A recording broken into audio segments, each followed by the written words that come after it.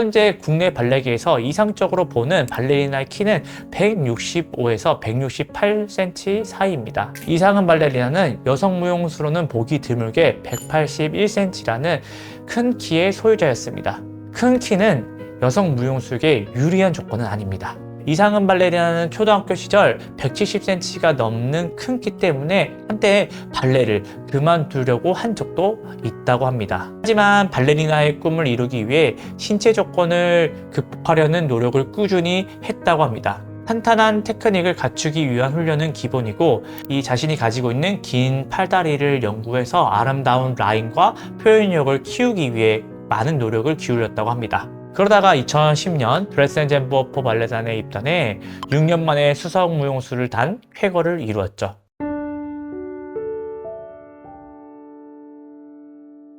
안녕하세요. 무용수의 해외 진출의 모든 것, 댄스 플래너 대표 김동욱입니다. 최근 서왕리에 종영된 스테이지 파이터를 보시면 체형에 대해 자주 언급되어 있는 것을 볼 수 있습니다. 실제로 무용단 입단과 무용학교 입학의 큰 요소를 차지하기도 합니다. 그렇다고 해서 모든 무용수가 완벽한 신체 조건을 갖춘 것은 아닙니다. 그럼 지금부터 신체 한계를 극복한 무용수들에 대해서 알아보도록 하겠습니다. 완벽해 보이는 무용수들도 자신의 체형이 발레가 요구하는 이상적인 몸이 아니라고 말하는 경우도 있죠. 스테이지 파이터 마스터에 출연했던 김주원 발레리나가 그런 케이스였습니다. 김주원 발레리나는 러시아 볼쇼이 발레 학교를 졸업하고 국립발레단 수석무용수로 입단해 15년 동안 활약했던 국내 스타 무용수 중에 한 명입니다. 2006년도에는 무용계에 권위 있는 브루나드 라당스라는 여성 무용상을 받았는데요. 이렇게 화려한 이력을 갖춘 발레리나도 자신이 타고난 신체 조건에 만족하지 못했다는 이야기를 합니다. 김주원 발레리나는 스스로 발등이 나온 편이 아니고 무릎이 들어가지 않고 일자로 뻗은 다리, 말린 골반이랑 턴아웃에 분리했다는 말을 합니다.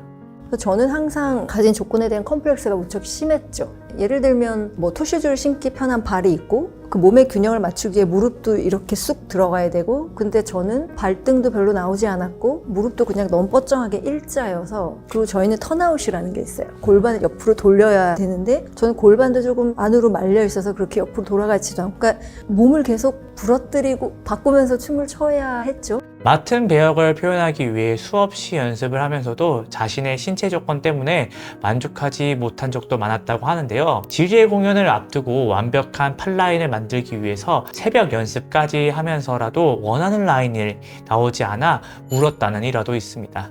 이렇게 뼈를 깎는 노력으로 국립발레단 활동 시절 지젤, 스파르타쿠스, 로미오 앤 줄리엣 등 여러 작품의 주연을 맡으면서 관객에게는 최고의 모습만 보여줬던 김주원 발레리나는 특히 카리스마와 배우 같은 연기력과 표현력으로 많은 팬들에게 사랑을 받았습니다.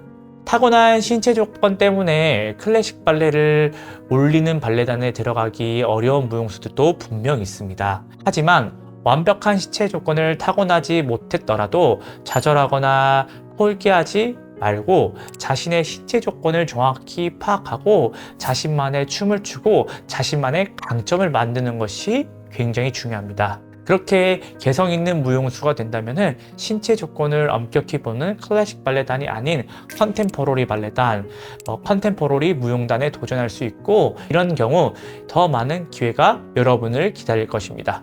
더 이상의 설명이 필요 없을 정도인 무용수가 동경하는 무용수 김기민 발레리노 또한 자신의 타고난 신체 조건은 발레하기에 적합하지 않다고 말합니다. 일반적으로 발레를 하기엔 좋은 몸이란 다리는 일자로 곱게 뻗고 골반은 턴아웃으로 바깥쪽을 향해 돌아가 있어야 되고 무릎은 또 들어가 있어야 되고 발등은 튀어나와 있어야 된다고 하죠. 김기민 발레리노는 자신의 신체 조건은 이 중에 그 어떤 것도 해당 사항이 없었다고 말합니다. 얼마 전 출연한 한 예능 프로그램에서 발레는 다리를 붙이고 섰을 때 무릎이 딱 붙어야 하는데 본인은 선천적으로 다리가 붙지 않았다고 말하기도 했죠. 그런 탓에 어린 시절부터 발레를 그만두는 게 좋겠다라는 소리를 수도 없이 들었다고 합니다. 하지만 김기민 발레리노는 남들보다 현저히 공중에서 채공 시간이 길고 점프력이 탁월하다는 점을 자신만의 무기로 만들어 전 세계 발레 팬들에게 사랑받는 무용수로 자리매김할 수 있었습니다. 어릴 때부터 자신의 신체 조건이 발레를 하기에 적합하지 않았다는 것을 인지하고 불리함을 극복하기 위해 피나는 연습을 한 결과라고 합니다. 다음으로 독일 드레스덴젠퍼퍼 발레단 수석무용수를 거쳐 현재 영국 국립발레단 수석무용수로 활동 중인 이상은 발레리나를 살펴보겠습니다. 현재 국내 발레계에서 이상적으로 보는 발레리나의 키는 165에서 168cm 사이입니다. 이상은 발레리나는 여성 무용수로는 보기 드물게 181cm라는 큰 키의 소유자였습니다. 큰 키는 여성 무용수에게 유리한 조건은 아닙니다.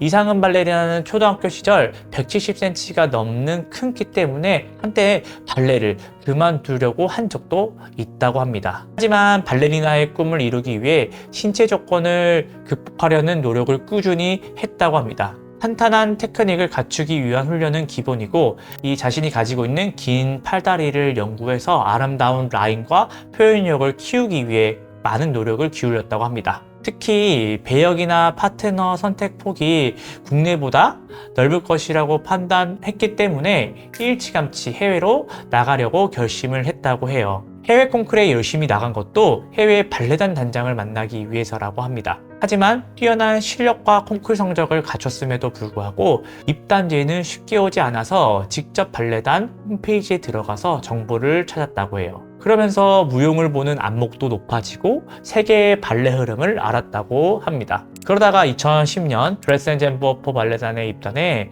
6년 만에 수석 무용수를 단 쾌거를 이루었죠. 클래식, 모던, 창작 작품 등 다양한 공연을 하는 드레스덴젠퍼퍼 발레단은 이상은 발레리나가 클래식과 컨템포러리 작품 모두에서 고르게 보여준 표현력이 나은 결과였죠. 이상은 발레리나는 큰 키 때문에 민첩성이 떨어질 수 있다라고 생각해서 필라테스 등을 꾸준히 병행하며 장근육을 키워 빠른 동작을 수행할 때 필요한 민첩성을 갖추기 위해 지금도 노력한다고 합니다. 발레 본고장 유럽에서 활동하고자 하는 후배들에게 적극적이고 열린 마음가짐이 중요하다고 강조하는데요. 한국 무용수들은 안목이 높아서 좋은 요소를 빠르게 자기 것으로 만드는 능력이 뛰어난 반면 자기 생각을 표현하고 폭넓게 시도하려는 적극성이 부족한 것 같다며 맞고 틀리고를 상관하지 말고 더 많이 경험하고 다양한 시도를 해보라는 조언을 하기도 했습니다. 지금까지 우리나라를 대표하는 유명 발레 무용수들 가운데 신체 조건의 불리함을 극복하고 정상 자리에 오른 사례들을 살펴보았는데요. 자신의 신체 조건을 완벽하게 파악하고 그것을 극복하기 위해 피나는 노력을 했고 자신의 강점과 개성을 키우기 위해 노력했다라는 공통점을 찾아볼 수 있습니다. 내가 잘할 수 있는 테크닉을 갈고 닦거나 나만이 보여줄 수 있는 연기력이나 표현력을 키우거나 내 개성이 묻어나는 춤을 추기 위해 다양한 시도를 하는 등 타고난 신체 조건을 있게 만드는 나만의 무기를 만드는 것이 가장 중요한 것이죠. 오늘 저희가 준비한 컨텐츠 마음에 드셨다면 구독과 좋아요, 알림 설정까지 부탁드립니다. 감사합니다.